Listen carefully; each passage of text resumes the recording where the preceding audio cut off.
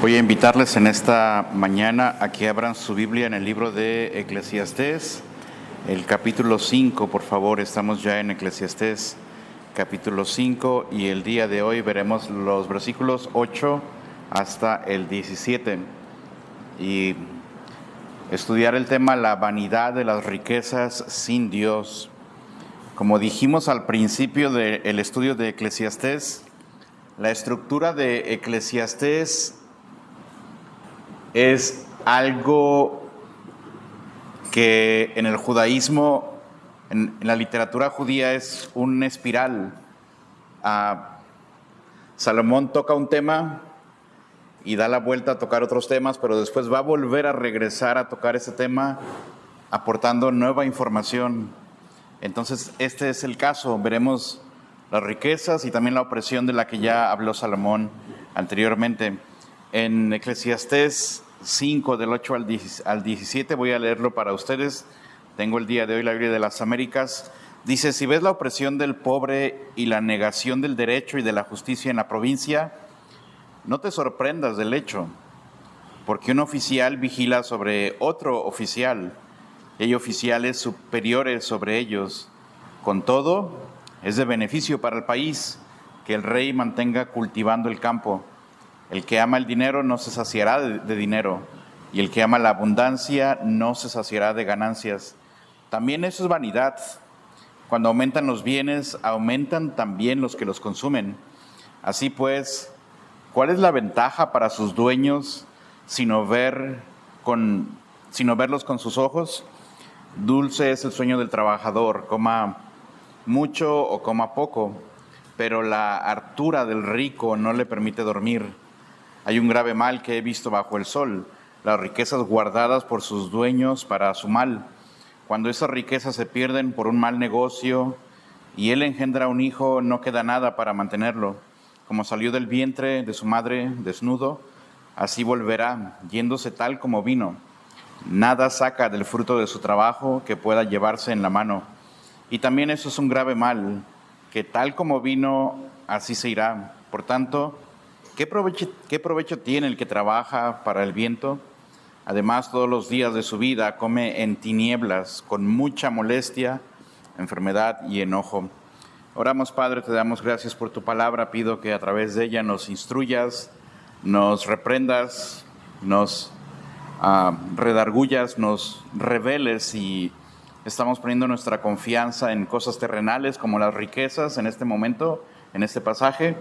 O quizás estamos haciendo de los líderes de esta nación nuestros ideales, creyendo que ellos puedan cambiar la sociedad para bien. Ayúdanos más bien a confiar en ti, depender siempre de ti, Padre, y que tu palabra pues cambie nuestra manera de vivir en el día a día. Te lo pido en el nombre de Jesús. Amén. Y bueno, en nuestro estudio del día de hoy, la vanidad de las riquezas sin Dios, Salomón nos muestra que las riquezas, lejos de garantizar seguridad y felicidad, más bien lo que producen es injusticia, insatisfacción, pérdida, y finalmente producen soledad. Y tanto el pobre como el rico, ambos mueren del mismo modo, ¿no? Y este pasaje del día de hoy nos ayuda como a hacer un diagnóstico de nuestro propio corazón. El hombre pone su confianza en el dinero, el hombre pone su confianza en los sistemas de este mundo, y ¿cuál es el resultado? Terminamos frustrados y decepcionados, ¿no? El dinero siempre promete mucho, pero nunca cumple. Las riquezas no satisfacen, se pierden, y al final la muerte lo iguala todo, ¿no? Por ahí dicen que el dinero no compra la felicidad, pero ¿cómo se parecen? Y siendo honesto, nosotros, la Biblia nos dice una y otra vez que no pongamos nuestra mirada en las riquezas que no nos llenan, pero humanamente hablando, pues el ser humano quiere más. Aún nosotros decimos, bueno, tener un poco más no haría daño, ¿no? Y lo decimos porque estamos de este lado, de los no ricos. Y decimos, bueno, a los ricos les está yendo muy mal y van a terminar frustrados, pero a veces quisiéramos como pues probar a ver si eso es verdad. Salomón nos nos evita ese trago muy, muy amargo. Y el día de hoy quisiera ver en nuestro pasaje solamente tres divisiones principales y sencillas. La primera de ellas es la corrupción del sistema humano, que lo encontramos en los versículos 8 y 9. Cuando Salomón habla en el versículo 8 de ver la opresión del pobre y la justicia siendo negada, no hay derecho, no hay justicia en la provincia, él dice, mira, no te sorprendas, hay uno más alto rindiéndole cuentas a otro todavía más alto, así es la vida en los gobiernos. ¿Y cuál es el punto? Que aquí Salomón cambió de contexto. Si se recuerda, el domingo pasado hablamos de la actitud correcta de venir a la casa de Dios. Cuando vengas a la casa de Dios, esto y esto y esto y esto. Ahora Salomón cambia un poco el rumbo para hablar de la vida social y de la vida política y de nuevo regresa al tema de la opresión. Y de hecho lo vimos hace muy poquito en el capítulo 4, versículos 1 al 3. Gente siendo oprimida y nadie que les pueda ayudar y nadie que los defienda. Bueno, Salomón regresa al mismo tema, opresión y justicia que no es administrada en las provincias del reino. Los pobres no se les tiene en cuenta, se les roba el derecho y casos justos son manejados con toda injusticia y sin que nadie reciba ningún castigo y que los que son oprimidos no reciban justicia.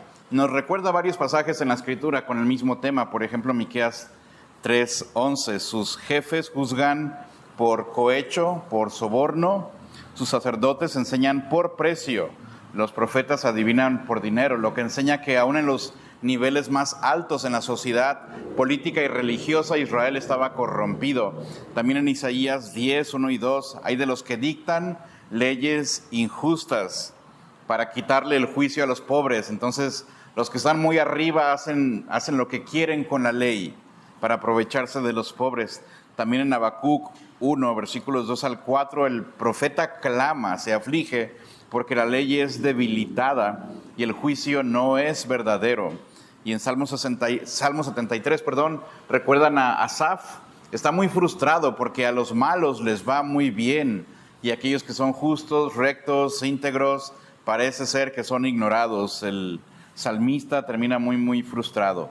Pero bueno, regresamos de nuevo al tema de los opresores, pero con un enfoque un poco distinto. Ahora vamos al lado de los políticos, al lado de los que oprimen. Y en esos textos vemos la misma tensión que vemos en nuestros días. Y honestamente la situación no ha cambiado. Lo que Salomón vio hace muchos siglos atrás, hace milenios atrás, es lo mismo que pasa en nuestro país el día de hoy. La injusticia no está exclusivamente en organizaciones criminales, en un cártel de drogas o en una organización así súper escondida.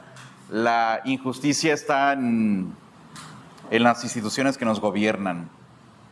Está en la oficina de movilidad. Está en los lugares donde dan permisos para construcción, no recuerdo los nombres. Está en los gobiernos, está en nuestros presidentes, gobernadores, en todas partes. Y la conclusión de Salomón, bueno, el punto de Salomón es, mira, cuando veas toda clase de opresión hacia los injustos y no reciben justicia, él dice, no te maravilles, no te sorprendas, que no te agarre de sorpresa. Y Salomón y Eclesiastés no están diciendo que eso esté bien.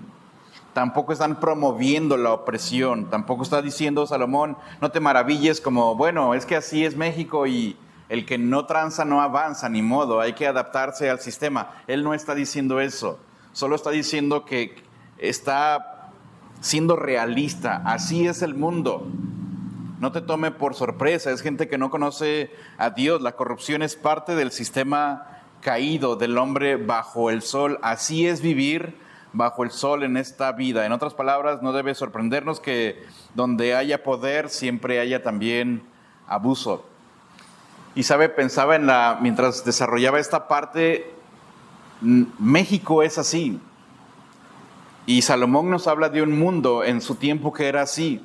Pero sabe que aún el día de hoy, en lugares donde presumen tener los sistemas más justos y correctos, sucede lo mismo. Por ejemplo, Suecia tuvo un escándalo en el 2012 una empresa enorme de telecomunicaciones fue acusada por sobornos millonarios para que le dieran permisos de hacer negocios con Uzbekistán, y Suecia presume de ser uno de los países más transparentes del mundo.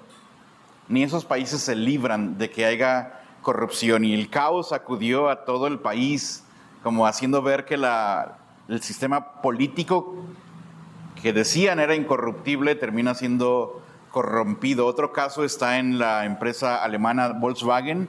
En 2015 hubo un caso a nivel global en el que alteraron los datos de emisión de gases de los vehículos, pues para evadir multas, evadir regulaciones ambientales. Así a nivel global fue un caos en un país considerado como un ejemplo de integridad industrial. Y si hablamos de México, pues tenemos cientos y cientos de casos de corrupción por todas partes. El punto de Salomón es, mira, el mundo es así, en todas partes, en todo el tiempo, aunque haya líderes que parecen íntegros, donde quiera hay casos turbios. Y también dice sobre el alto vigila a otro más alto. Esto implica que hay una cadena de jerarquías. Un funcionario es vigilado por otro y le reporta a otro. Si usted piensa un poco, un oficial de movilidad lo detiene, recibe mordida, pero él tiene que reportarle a alguien más arriba y llevarle una comisión. Y ese de más arriba le tiene que reportar a otro más arriba. Y hasta que llega hasta el tope de la cadena. No es como que él sacó todo el beneficio. Solamente Salomón está reconociendo cómo es el mundo. Hay uno y él le reporta a otro y el otro le reporta a otro. Y la cadena de opresión sigue y sigue. Y después llegamos al versículo 9, que en realidad es un reto de interpretación. Leí los comentarios de varios escritores.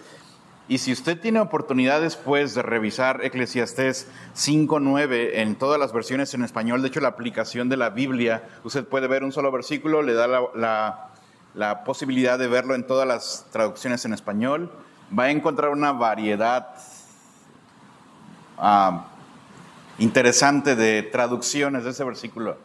El versículo, yo tengo ahorita la Biblia de las Américas, y el versículo dice: con todo es de beneficio para el país que el rey mantenga cultivado el campo.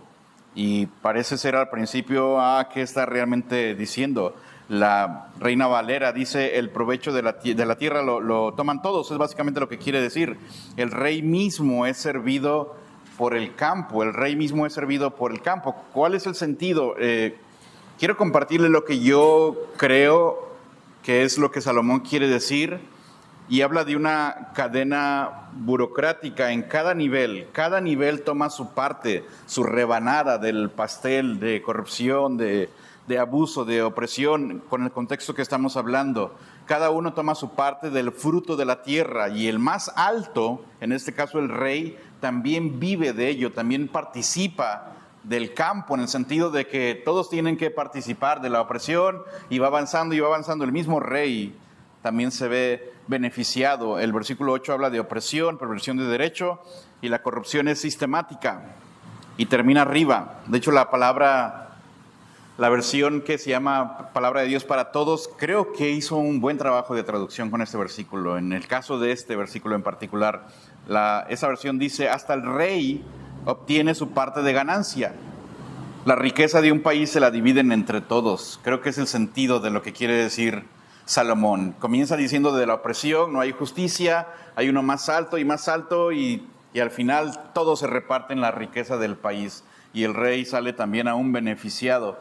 Y si pensamos un poco en el contexto bíblico, no es un concepto nuevo. Por ejemplo, pensamos en Faraón, diezmó la tierra, sacó la quinta de las cosechas, y era un concepto más o menos regular hasta el día de hoy, el cobrar impuestos. No estoy diciendo que Faraón hizo mal, porque José lo instruyó y esto fue un plan de Dios, pero no era extraño para los reyes, gobernantes, sacar provecho de tributos y todo. Pero Eclesiastés habla de un contexto abusivo, ¿no? Si ustedes recuerdan, cuando Israel pidió rey, Samuel les dio este mensaje: pidieron un rey. ¿Saben lo que eso significa?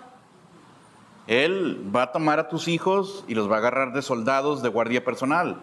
Va a tomar a tus hijas y las va a usar como concubinas. Va a diezmar tus campos, te va a cobrar para esto y esto. Y Israel dijo, no nos importa, queremos un rey de todos modos. Y recuerdan aún el mismo Salomón cuando viene su hijo Roboam a reinar. ¿Qué fue la primera petición que hizo el pueblo? Tu papá, ¿sabes qué, Roboam? Tu papá el peso fue muy duro, el yugo era muy, muy pesado, aligéranos la carga. Entonces, cuando llegamos a Eclesiastés 5:9, un rey corrupto con un gobierno corrupto va avanzando y avanzando, las riquezas se las reparten entre todos, ¿no?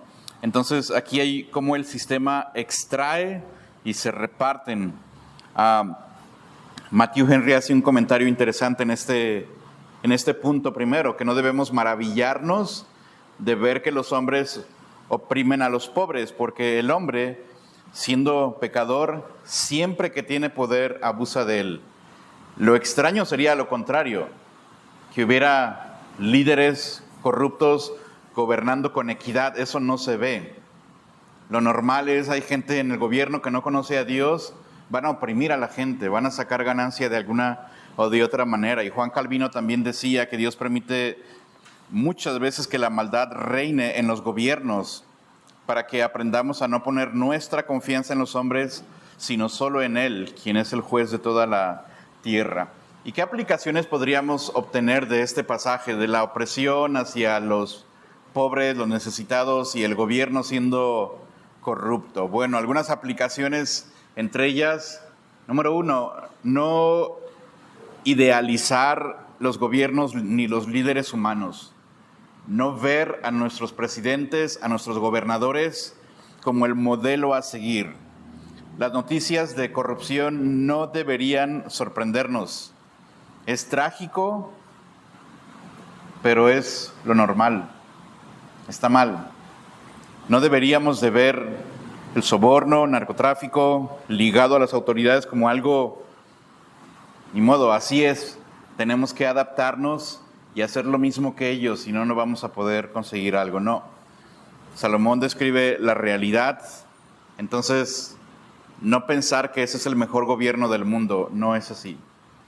Cualquiera que llegue al puesto de presidente en los años que viene, en Guadalajara, en nuestro municipio, en donde sea, no es el ideal.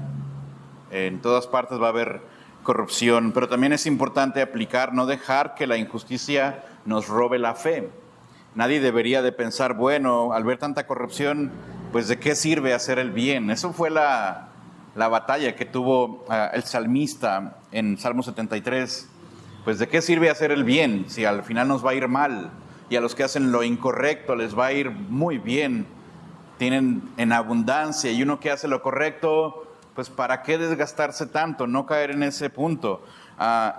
Eclesiastés nos recuerda que al justo y al impío los va a juzgar Dios. Entonces no desalentarse en pensar, pues, ni modo, trato de hacer lo correcto y de todos modos el gobierno nos perjudica demasiado. No dejemos que la situación del mundo nos robe la fe, pero también esa otra aplicación importante, y es vivir con integridad en medio de un sistema corrupto. En Mateo 5:16 dice que así alumbre nuestra luz delante de los hombres, en un lugar de oscuridad, de corrupción, de perversión, de injusticia. El cristiano tiene que aferrarse a Cristo, a la palabra de Dios, y vivir en integridad. Si todos en el trabajo hacen lo incorrecto, usted y yo deberíamos de ser quienes no participamos de lo incorrecto. Si en la escuela todo el mundo hace las cosas incorrectas y copian y pagan por un examen, bueno, el creyente está allí para ser testimonio de Cristo. Si en el gobierno todos pagan una cuota extra para evadir algo, no sé, conseguir un trámite muy rápido, el creyente está aquí para reflejar a Cristo con sus buenas obras, y la gente vea nuestras buenas obras y sean desviados a mirar a Cristo a través de nuestra integridad. Recuerden a Daniel y a sus amigos, viven en Babilonia, un lugar corrupto que no conoce a Dios, y se mantienen firmes en su lealtad y en su integridad. Dios les bendijo por ello, ¿no? Entonces, también recordar, al final, este no es nuestro reino. Nuestro rey está por venir y creo que está cerca, y su reinado es uno de justicia, de equidad perfecta. Entonces, confiar en Él y no confiar en nuestros gobiernos. Pero en un segundo punto que tenemos también el día de hoy, y aquí vamos un poquito más a hablar de dinero y de riquezas, la insaciabilidad del hombre, de las riquezas, del corazón humano. La Biblia dice en los versículos 10 al 12, el que ama el dinero, pues no se saciará de dinero. Y el que ama el mucho tener no sacará fruto, también eso es vanidad. Cuando aumentan los bienes, también aumentan los que los consumen. ¿Qué más pues tendrá su dueño sino verlos con sus ojos? Dulce es el sueño del trabajador, coma mucho, coma poco, pero al rico no le deja dormir la abundancia. ¿Qué está diciendo Salomón en este pasaje? Primero nos advierte en contra del amor al dinero. El que ama el dinero no se saciará de dinero. Y note aquí que el énfasis está en el amor al dinero, el que ama el dinero. El énfasis no está en contra de las riquezas. La Escritura es muy clara, hermanos, y una y otra vez nos ha enseñado una cosa: no hay un problema en tener dinero, y no hay algo pecaminoso en sí en que alguien tenga un salario muy, muy bueno. La Biblia no condena que alguien tenga un buen vehículo y una buena casa y puedas comer con abundancia y algo muy rico. Lo que sí condena la Biblia enfáticamente es el amor al dinero. Ese es el problema. El problema no es tener dinero, sino que el dinero nos tenga a nosotros. El problema no es lo que posees, sino que tus posesiones te posean a ti, que te dominen a ti, y ese es el conflicto. Primera de Timoteo 6:10 dice que la raíz de todos los males, ¿cuál es? ¿El dinero? No, es el amor al dinero. El amor al dinero, dice el puritano Matthew Henry, que es como beber agua salada. Cuanto más se bebe, más sed te da. Es una enfermedad del alma que nunca haya cura en lo creado.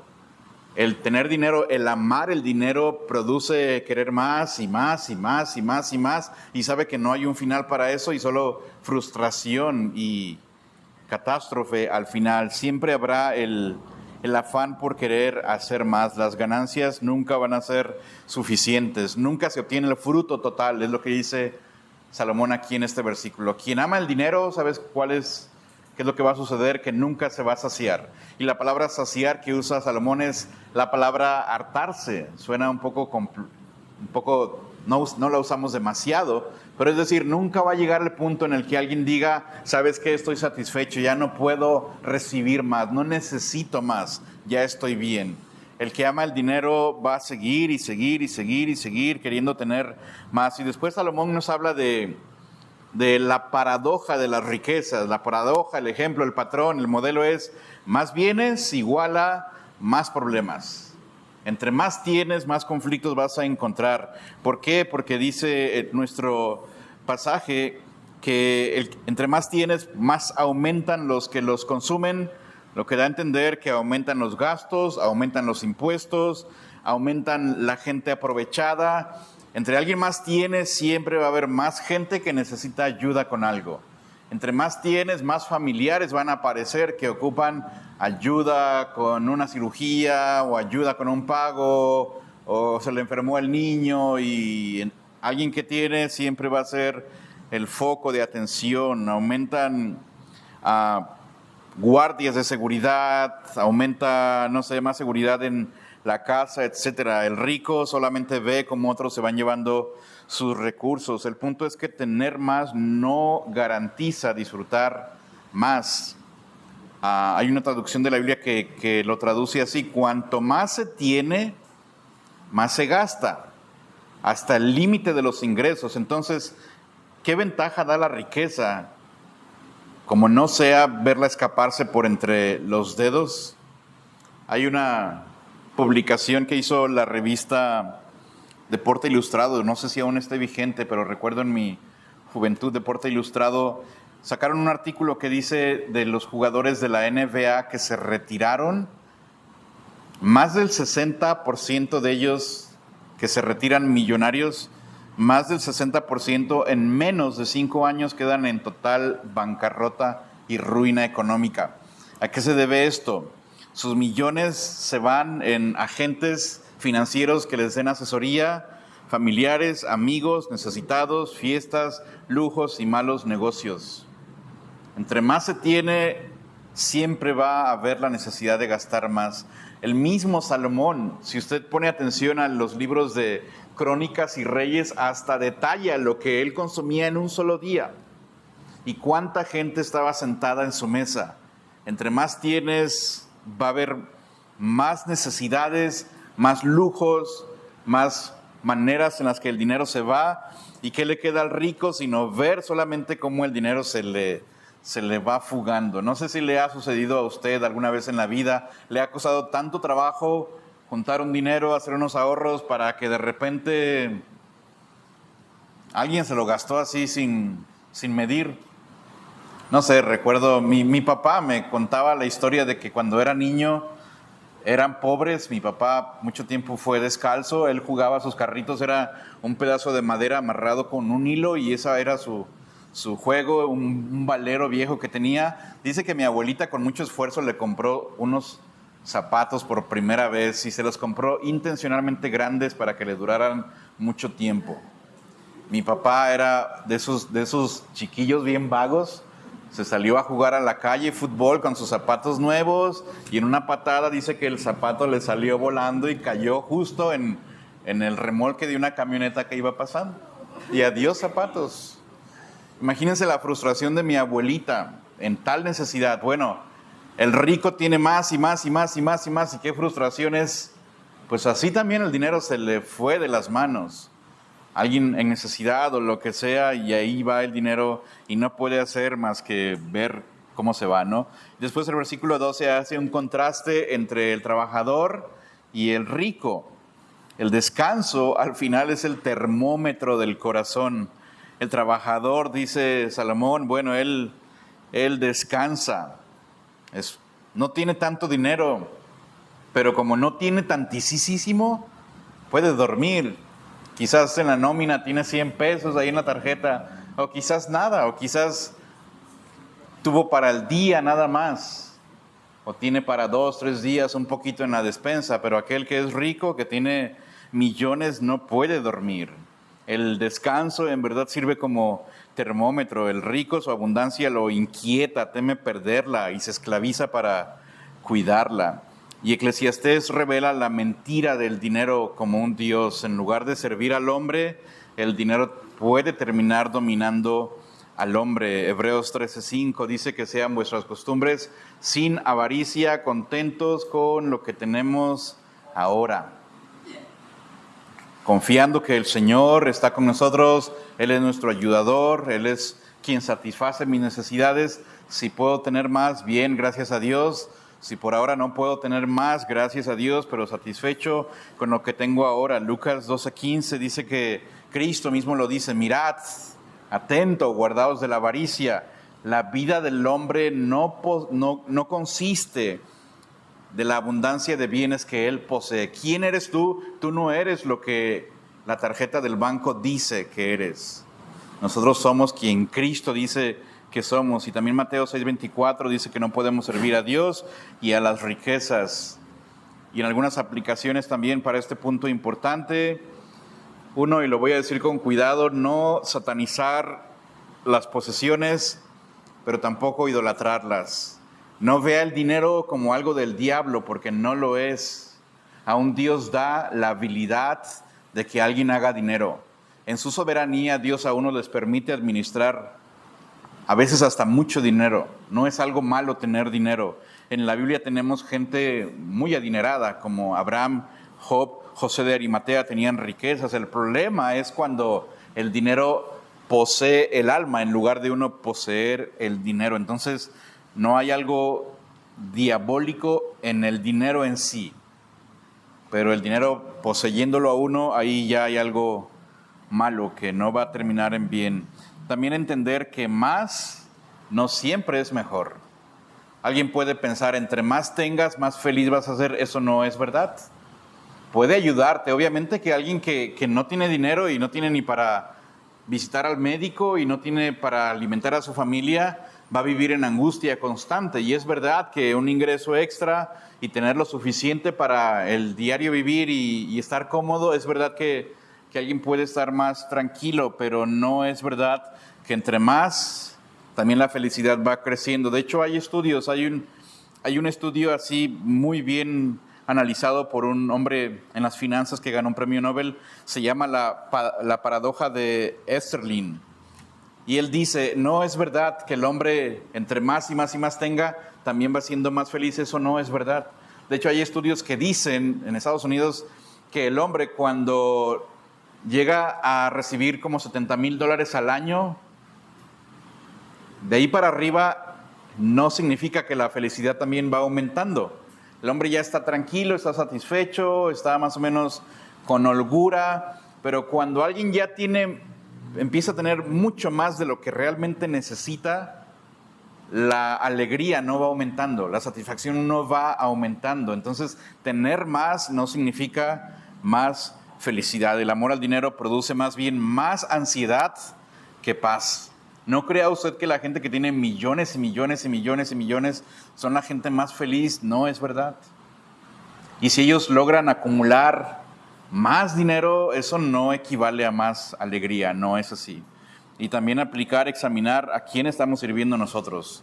¿Tiene usted dinero o el dinero lo tiene a usted? Si nuestra identidad, nuestra seguridad, nuestra paz depende de nuestro bolsillo, el dinero se convirtió en su amo.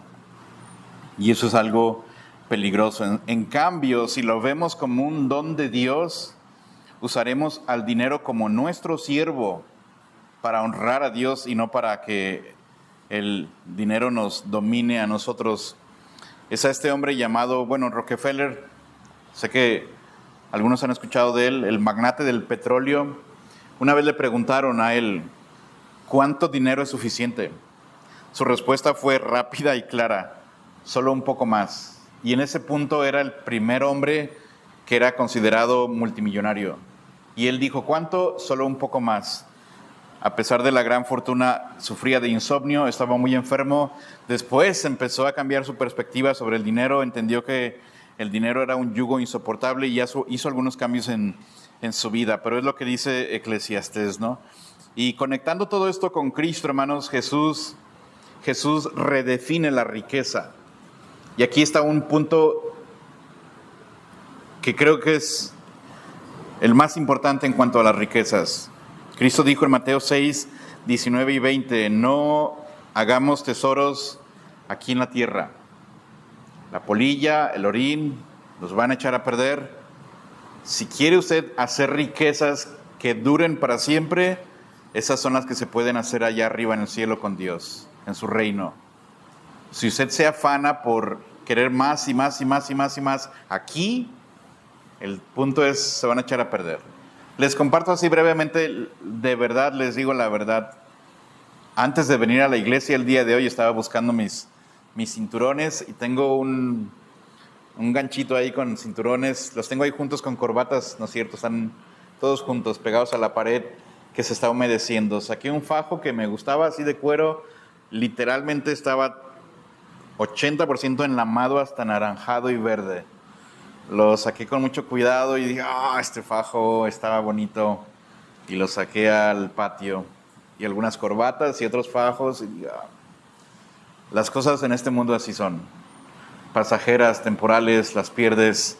Si quieres algo que dure, algo lo más valioso, lo tienes que hacer en el cielo. Entonces, la aplicación es usar nuestro dinero para honrar a Dios, que otros conozcan a Cristo, servir a otros hermanos, lo que Dios ponga en tu corazón, y que el dinero sea nuestro siervo y no al revés, que el dinero no nos domine a nosotros. Y un punto más que veremos, y este es sencillo de entender, la tragedia de perder lo acumulado, los versículos 13 al 17. Hay un mal doloroso, y Salomón habla, hay un mal que duele demasiado. ¿Y cuál es este debajo del sol? Pues es las riquezas que se guardaron por sus dueños, pero para mal. ¿Por qué? Porque se perdieron en malas ocupaciones. ¿Qué pueden ser esas malas ocupaciones? Guerras, tragedias, te robaron, no sé, pasó alguna enfermedad terrible y en ese momento todo el dinero se fue. Y el mal también incluye que a los hijos que uno había planeado dejarles algo, no les quedó nada en la mano, se perdió todo.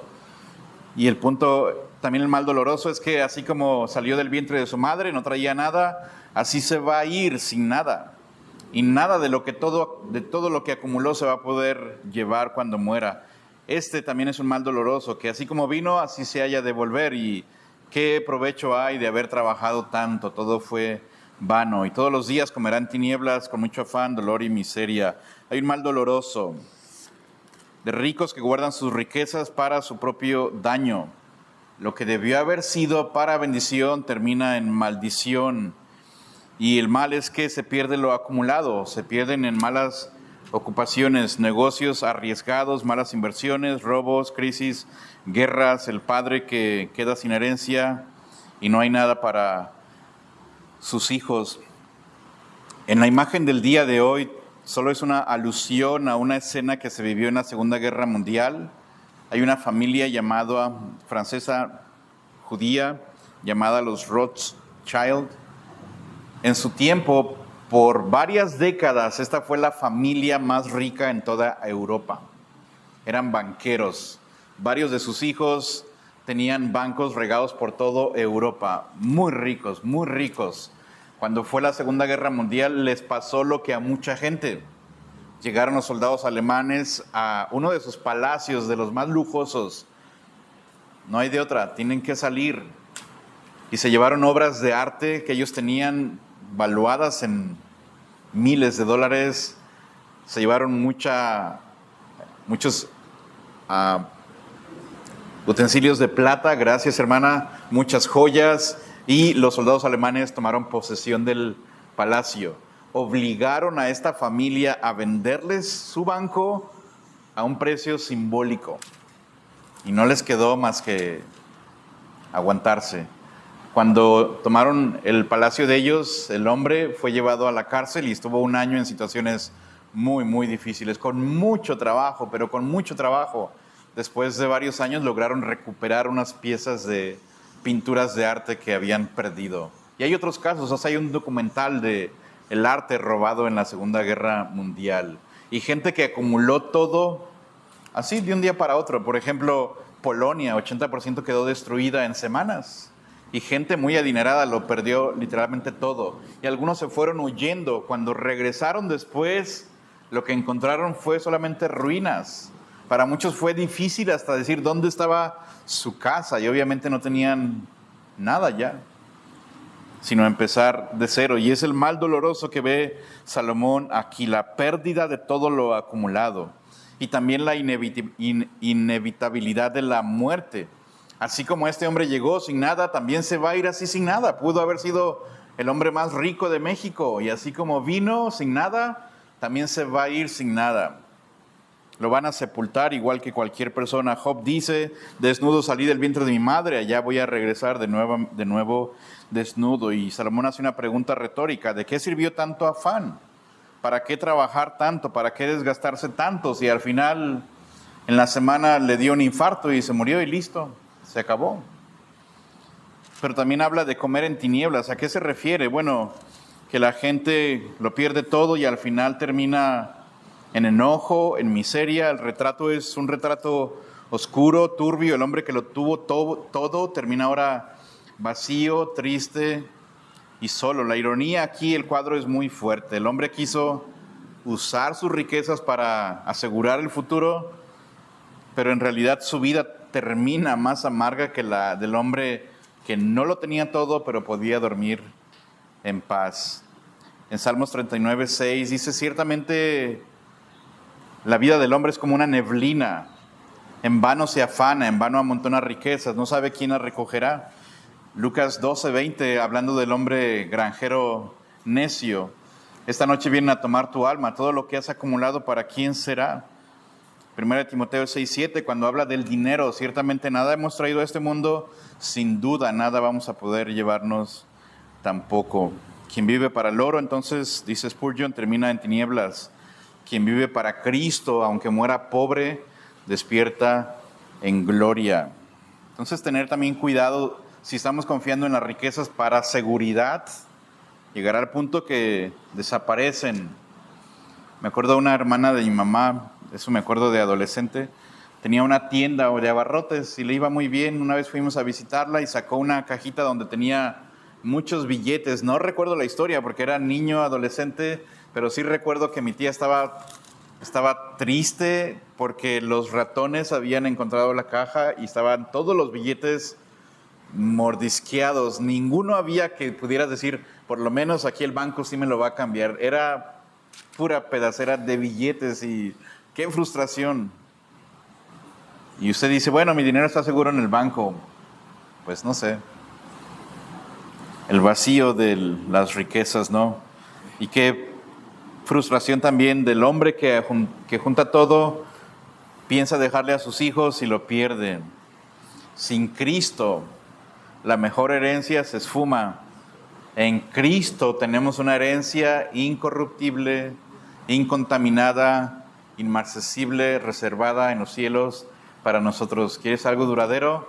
Está allá arriba, no aquí. No importa cuánto hayas acumulado, al final la tumba no va a hacer ninguna distinción. Solo en Cristo se cumple lo contrario, hacer tesoros en la tierra. Por eso Pablo decía muy bien, para mí el vivir es Cristo, morir es ganancia. Si aquí termino económicamente mal, materialmente no muy bien, en Cristo hay una herencia que nadie puede tocar y nadie puede quitarte. Entonces este pasaje nos presenta un cuadro turbio, en realidad un cuadro deprimente. Riquezas guardadas con mucho afán terminan perdiéndose y el rico acaba igual que el pobre, desnudo y vacío. El dinero promete seguridad, pero sin Cristo el dinero se convierte en un amo muy doloroso y cruel.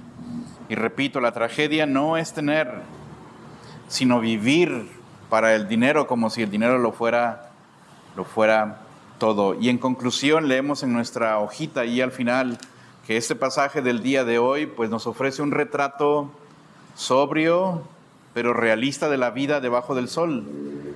Y repasamos, primero los sistemas humanos están marcados por corrupción.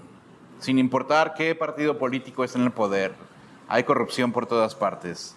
También el corazón humano es insaciable en su amor al dinero y las riquezas, en lugar de traer seguridad, pues más bien pueden perderse de un día para otro, dejando al hombre vacío, amargado y finalmente desnudo en la muerte. Salomón nos recuerda que el problema no es tener riquezas, sino cuando ellas nos tienen a nosotros.